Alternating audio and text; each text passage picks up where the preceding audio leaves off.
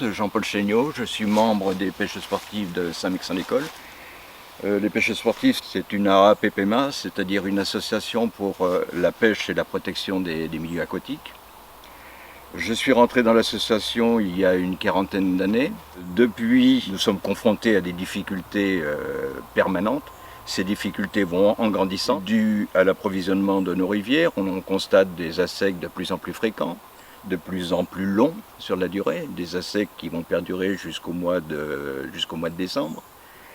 On constate aussi une qualité d'eau qui va en se dégradant. Alors, nous constatons en particulier que les invertébrés, qui sont la nourriture principale des salmonidés qui peuplent nos rivières, sont pas totalement disparus, mais en baisse constante. Cette disparition, on l'attribue beaucoup à la présence de pesticides et de molluscicides. Nous sommes confrontés aussi à des problèmes de reproduction des poissons, dans la mesure où la plupart des ruisseaux en fin d'été et au début de l'hiver sont à sec. Il n'y a pas de remontée possible des poissons, ce qui fait que la reproduction ne peut plus se faire correctement et on a des ruisseaux qui sont devenus de véritables oueds. Daniel Rigaumier, société de pêche à truite motaise. Je suis dans cette APPMA depuis 40 ans. Les premiers combats ont eu lieu très tôt, à la construction du barrage de la Touche-Coupard, au moment où on coulait les premières tonnes de béton. Nous étions 300 contre ce projet, qui a démarré sans permis de construire d'ailleurs. Et à l'époque, ce barrage ne nous convenait pas trop parce qu'on voyait qu'on était parti à sacrifier la Sèvre niortaise pour les irrigants. On avait donc ce matelas d'eau qui pouvait intervenir en cas d'assec l'été. Et on était contre. Depuis, je suis sur le Pamprou, une des sources de la Sèvre. J'y suis depuis 68 ans. J'ai vu évoluer cette pauvre rivière. Très belle rivière à truite. En 89, diverses pollutions, soit un manque d'eau, soit les stations d'épuration, soit un tas de choses comme ça ont fait qu'on perdait des beaux poissons. On perdait la nourriture pour ces beaux poissons. En 92, avec Philippe et un copain, on a monté une association pour protéger ces poissons sur le Pamprou, sur un parcours de 800 mètres. Ce parcours, il donne des résultats invraisemblables parce qu'on a des très grosses truites sur le Pamprou qui sont élevées naturellement sur ce parcours et qui évidemment ne sont pas retenues mais qui vont vers la source principale. Et il y a des pêcheurs qui sont contents de prendre des poissons de plus de 50 cm et ils ne se posent pas trop la question d'ailleurs de savoir d'où elles viennent. Mais maintenant, ce combat contre les bassines, j'y suis depuis le début, parce que le Pamprou alimente déjà 3 bassines privées, en rajouter une 4e à Salles, une à Saint-Sauvant, une à Sainte-Soline. Ça a un impact direct sur le Pamprou, sur la Sèvre niortaise, et l'image de celle de Salles me contrarie beaucoup. À Salles, on est à peu près à 7 km de la réserve souterraine du Pamprou et on va prendre l'eau de cette bassine pour la remonter à 7 km à la source du Pamprou, ce qui me fait dire qu'aujourd'hui, la pollution existante du Pamprou n'est pas prête de s'atténuer parce que si on investit pour 20 ans dans une bâche de bassine à Salles, on ne va pas changer les pratiques agricoles là où on va emmener cette eau. Je suis fils de paysan. J'ai bien dit paysan. Mon grand-père était paysan, mon père était paysan. Après, je les ai appelés agriculteurs. Et maintenant, je les appelle les industriels de la terre. Parce que c'est pas possible. C'est pas possible de voir ça. Je ne connais pas une profession qui est autant subventionnée qu'eux. depuis les remembrements, depuis la Touche-Loupart, depuis les autorisations d'aller prendre l'eau sous les pieds et aujourd'hui de leur donner dans une poche. Je trouve que c'est un peu dommage. C'est une profession qui perd beaucoup de valeur. Moi, je suis la présidente de l'API, qui est l'association de protection de l'eau et de l'environnement basée à Chizé. En fait, notre association a été créée en 90 parce que la situation devenait intenable avec les ASEC provoqués par l'irrigation. Donc il y avait 100 km d'ASEC sur le seul département des Deux-Sèvres. Donc c'est comme ça qu'on est rentré dans la lutte pour une irrigation raisonnable. Donc on comprend bien que l'agriculture a besoin d'eau, hein, mais est-ce qu'on doit faire n'importe quoi avec l'eau? Parce que nous aussi on a besoin d'eau potable, et les milieux aussi, les rivières, les poissons ont besoin d'eau. Donc en fait, arroser, oui, mais est-ce que c'est normal d'arroser, disons, du tabac, ou est-ce que c'est normal d'arroser des plantes qui vont finir en biogaz, ou une plante tropicale qui est certes assez sobre, mais qui demande de l'eau justement quand on n'en a pas. Et donc à force de prêcher dans le désert pendant des années, au bout d'un moment, ça finit par être quand même prouvé que c'était bien l'irrigation qui a séché les rivières, et c'est là qu'ils sont arrivés avec la solution miracle, les bassines. Et ils ont même pu la présenter comme une solution écologique en disant que grâce aux bassines, ils allaient sauver les milieux en été. Donc bon, ça paraît assez raisonnable de prélever l'eau en hiver quand il y en a, pour la restituer en été quand il y en a moins. Mais à deux conditions. Déjà, premièrement, il ne faudrait pas créer d'ASEC en hiver en remplissant les bassines. Or, par exemple, sur les bassines de la Zade des Roches, c'est exactement ce qui se passe. Sur la Boutonne à Luceret, il y a eu un ASEC 2 années à cause d'un mauvais remplissage de la bassine. Voilà. Donc déjà ça, et la deuxième chose, c'est qu'il s'agisse bien de substitution, c'est-à-dire qu'on prend l'eau en hiver à la place de l'eau qu'on prendra en été, pas en plus. Donc là, ce qui se passe, particulièrement avec le projet de la Sèvre niortaise, c'est que tel qu'il était construit au départ, c'était plus une substitution du tout, c'était une augmentation de 70% de la capacité d'irrigation.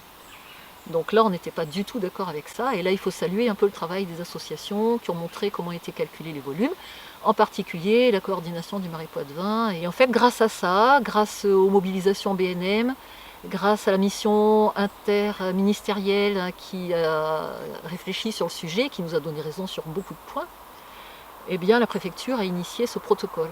Donc, je faisais partie des naïfs qui pensaient que ce serait quelque chose de vraiment très bien. Mais bon, au bout de 2 mois, la montagne a couché d'une souris. Et on s'est retrouvé avec un protocole complètement laxiste, et dont la mise en œuvre qui s'est faite ensuite est complètement catastrophique, puisque les irrigants ne veulent absolument pas lâcher le morceau. Et on se retrouve à présenter comme une grosse avancée de vouloir planter 30 km de haies, soit 6 mètres par hectare. Et il n'est pas question de diminuer les pesticides. On est en train de vouloir traiter de la même façon des agriculteurs bio que des agriculteurs qui ont le label haute valeur environnementale, qui est un label qui vaut quand même pas grand-chose en termes de pesticides. Par exemple, ce label autorise les pesticides CMR, c'est-à-dire cancérigènes, mutagènes et reprotoxiques. Donc on se retrouve à avoir des gens qui vont avoir ce label et qui du coup seront dispensés d'un maximum de contraintes. Ce sera pareil pour ceux qui feront de l'agriculture de conservation des sols. Or, l'agriculture de conservation des sols, c'est une agriculture qui remplace le travail du sol par du glyphosate. Ce n'est pas une obligation, on pourrait très bien faire de l'agriculture de conservation du sol en bio, mais en tout cas, ce n'est pas ce qui a été choisi.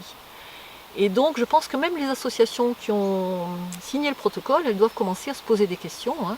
Elles sont toutes les deux membres de France Nature Environnement, qui a fait un communiqué de presse sur le label agriculture haute valeur environnementale, parce qu'ils considèrent qu'il n'est pas du tout valable. Et moi, une chose qui m'énerve particulièrement, c'est quand je vois parfois dans la presse et dans les médias que la majorité des associations a accepté le projet de bassine assorti de son protocole. Mais c'est complètement faux. En fait, il y a 2 associations, plus la Fédé de pêche, qui ont signé le protocole, mais il y a 10 associations, dont la Fédé de pêche, qui sont parties en contentieux contre ce projet de bassine. Donc c'est bien les associations opposées qui sont majoritaires, et de loin. Cela étant dit, pour la Fédé de pêche qui a signé, mes collègues pourront en parler, c'était pas majoritairement accepté par les associations locales. Disons qu'on ne nous a pas demandé notre avis. Les associations n'ont pas été sollicitées. Elles n'ont pas été C'était la décision de la fédération. Et ce qui est aberrant aussi, c'est que, et pourtant lorsqu'on le dit aux pêcheurs, bon, ça devrait les interpeller, mais ce qui est assez aberrant, c'est qu'on va demander, lorsqu'un pêcheur prend sa carte de pêche, il paye une taxe, cette taxe va à l'agence de l'eau, et l'agence de l'eau ensuite va se servir de cet argent pour financer une partie des bassines. C'est-à-dire qu'indirectement, les pêcheurs, par leur versement, cautionnent ce principe de bassine. Et nous, ce que ça traite, justement, c'est qu'il y ait une levée de bouclier des pêcheurs, justement, parce que bon, d'autant plus que c'est pas pour servir l'intérêt général, c'est pour servir simplement l'intérêt de quelques particuliers. Ça peut arriver que la Fédé de pêche, comme les associations qui ont accepté de signer le protocole, au vu de tout ce qui se passe actuellement, des communautés scientifiques et techniques et du fait que les irrigants ne revoient pas leur copie, quoi. Ils pourraient très bien se désengager du protocole. Tout est possible.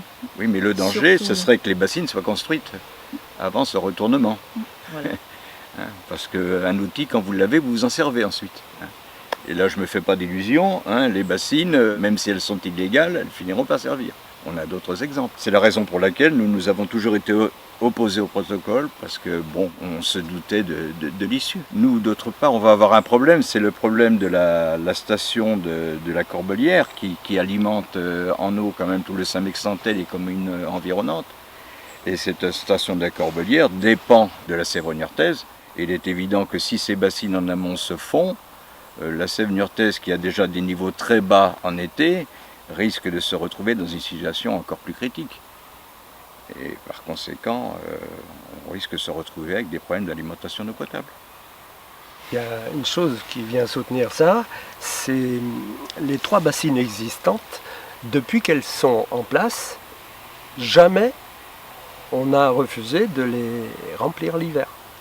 On a eu des hivers où on n'aurait pas dû les remplir, elles ont toujours été remplies. Et c'est ce qui prouve qu'on ne peut pas trop faire confiance dans le système. Moi, ce qui me révolte aussi, c'est que bon, je suis à proximité d'un ruisseau, le ruisseau du Magnerolles. C'était l'un des ruisseaux les plus remarquables quant à la quantité d'écrevisses. C'était un des meilleurs ruisseaux de Poitou-Charentes. Bon, ces écrevisses ont pratiquement disparu. On a quand même depuis de nombreuses années obtenu des avancées en termes juridiques. On a quand même obtenu un arrêté de biotope. On a obtenu le classement en zone Natura 2000. Tout ça pour se retrouver avec un ruisseau qui est à sec chaque année. Actuellement, je pense qu'en fin de saison, on a 80% du ruisseau qui est à sec. Avec une remontée des truites qui est pratiquement impossible maintenant, compte tenu des faibles niveaux en période hivernale. Enfin, on a un ruisseau qui est pratiquement mort. Et on a un ruisseau mort avec quand même des mesures de protection importantes, qui normalement devraient faire leur effet. Et ce qui est dommage aussi, c'est que, en fait, dans un grand bassin versant comme celui-là, ce qui est particulièrement important, c'est les têtes de bassin. Les têtes de bassin, c'est-à-dire le petit chevelu de petites sources et de rivières qui se jettent ensuite dans la Sèvre et dans le Marais Poitevin. C'est là qu'il y a la plus grande biodiversité et elles sont absolument indispensables, quoi. Donc construire une bassine sur une tête de bassin, c'est vraiment inadmissible. Il ne devrait pas y avoir de bassine à sable. Mais effectivement, ensuite, tous les problèmes se répercutent jusqu'au bout de la chaîne, avec une accumulation de nitrates dans les eaux qui arrivent à l'estuaire, avec des algues vertes, on en a nous aussi, il n'y a pas que la Bretagne. Et surtout, on sait très bien que si on construit des bassines, c'est ce qu'on appelle un verrouillage technologique. À partir du moment où on a dépensé autant d'argent pour conforter un modèle agricole, on ne peut plus quitter ce modèle agricole. Donc actuellement, où il est plutôt urgent de changer de modèle, de changer de direction, c'est vraiment la dernière des choses qu'il faudrait faire, c'est de s'assujettir pendant 20 ans à un modèle dont on sent déjà les limites. Il y a aussi une chose qui n'est pas prise en compte, c'est que finalement tous ceux qui ont créé ce problème, cette pénurie, c'est les mêmes, ceux qui irriguent actuellement, ceux qui ont rectifié les rivières, ceux qui ont drainé les zones humides, ceux qui ont arraché les haies, c'est quand même eux qui sont responsables de cette situation dégradée, et c'est à eux qu'on confie la solution du problème, et même on les récompense en leur donnant l'équivalent de 200 ou 300 000 euros de subventions par exploitant sous forme de bassine. Donc ça, c'est vraiment complètement anormal. Et que même encore maintenant, y compris dans la zone de la Sèvre niortaise Marais Poitevin, il y a un agriculteur, il y a 2 ans, qui a retourné une prairie. Et ça montre qu'ils n'ont pas du tout l'intention de respecter quoi que ce soit. Moi, je m'attendais pendant les 3 ans qui nous séparent actuellement de ce protocole, 2018-2021, je me disais, mais ils vont nous en mettre plein la vue avec des haies, comme ça, ils pourront dire, vous voyez comme on est gentil, donc faites-nous confiance. Je pensais qu'ils allaient faire ça et rien d'autre, mais même ça, ils ne l'ont pas fait. Donc c'est vraiment, on peut s'attendre à rien de bien, quoi. Moi, je suis vraiment très, très, très pessimiste. Maintenant, le jugement a été fait et a abouti au fait que la plupart sont surdimensionnés et parmi ces 16 bassines, il y en a 9 qui sont considérées comme illégales. Donc nous, on a fait un recours en appel, on est parti en appel parce qu'on estime que toutes les bassines sont surdimensionnées et que l'étude d'impact n'a pas été faite comme il faut. Et cet appel n'est pas suspensif, donc il n'empêche pas la construction en attendant. En fait, on a vu là dans les dernières semaines, même dans les derniers jours, il y a eu beaucoup de réactions au sujet des bassines parce qu'on commence à s'inquiéter à l'approche des travaux. Et le GOTS, par exemple, a fait un communiqué de presse pour demander un moratoire le temps que les recours au tribunal administratif soient jugés. Nous, on a renchéri un peu là-dessus, la PI, mais il y a aussi la Confédération paysanne qui a fait un communiqué de presse pour dire que c'était pas raisonnable. Je voulais dire aussi que les associations, en particulier NE17 avec SOS Rivière, ils ont fait aussi du bon travail sur d'autres bassins versants. Et en particulier, ils ont réussi à obtenir du tribunal administratif l'annulation des bassines sur la Boutonne aval, ainsi que l'annulation des bassines sur le Curé. Donc il n'y a pas de raison que celle de la Sèvre se fasse, elles souffrent toutes un peu des mêmes défauts, même si tous les cas de figure ne sont pas absolument identiques, mais le surdimensionnement, il y est. Le fait que la ressource soit mal partagée, il y est aussi. Le fait qu'on donne énormément d'argent public uniquement pour une toute petite partie de la population agricole, alors que les autres ne sont pas aidés pour aller vers la transition écologique, par exemple. Bon, mais ça se retrouve sur tous les bassins versants. Ce qui inquiète fortement, c'est quand on voit des élus se déplacer sur des retenues totalement illégales. Moi, je prends le cas du barrage de Caussade. Là, honnêtement, on met des gens au pouvoir et des gens qui cautionnent des retenues illégales. Si les politiques ne sont pas capables de respecter la loi déjà à leur niveau, alors où va-t-on ?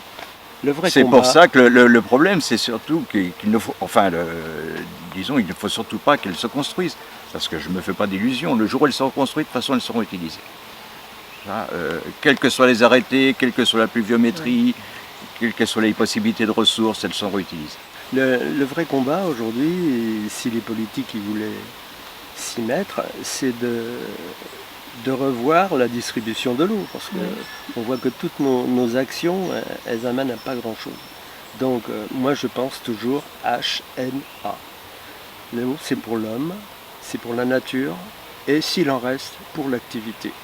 Et tant qu'on n'aura pas repris cette distribution-là, on va à la catastrophe. On va à la catastrophe. Moi je suppose que dans moins de 5 ans, la France et les pays voisins, on aura subi des catastrophes qui... On verra que nos politiques, ils n'ont pas voulu en tenir compte. Quand on voit les 40 degrés qu'on a dans les pays qui nous entourent, les sécheresses provoquées par des surconsommations d'eau jusqu'à ne plus y en avoir... Je pense que le réchauffement de la planète va être beaucoup plus efficace que nous en tant qu'association. Que nos combats, oui. Là, on va être confronté à des catastrophes qu'on commence à voir, mais qu'on ne soupçonne pas. Et là, on va être obligé de prendre des mesures. On va être obligé de prendre des mesures, mais on aura été incapable d'anticiper ces problèmes. C'est vrai qu'avec le réchauffement climatique, tout le monde dit qu'on aura moins d'eau, qu'il y aura moins de débit dans les rivières, moins d'eau dans les nappes, mais que comme il fera plus chaud, on aura d'autant plus besoin d'eau. Donc face à ça, on a deux possibilités. Soit on dit « Oula, mais moi je vais me stocker mon eau à moi », et puis comme ça ira bien, ce que font les irrigants aujourd'hui. Soit on dit « Bon, on se met autour de la table, on partage et on voit qu'est-ce qui est vraiment nécessaire ». Par exemple, faire de l'agriculture de proximité, ça c'est vraiment nécessaire. Nourrir le territoire, ça c'est vraiment nécessaire. Donc il faut vraiment revenir aux fondamentaux, nourrir les gens sur place en premier, et s'il en reste, on verra.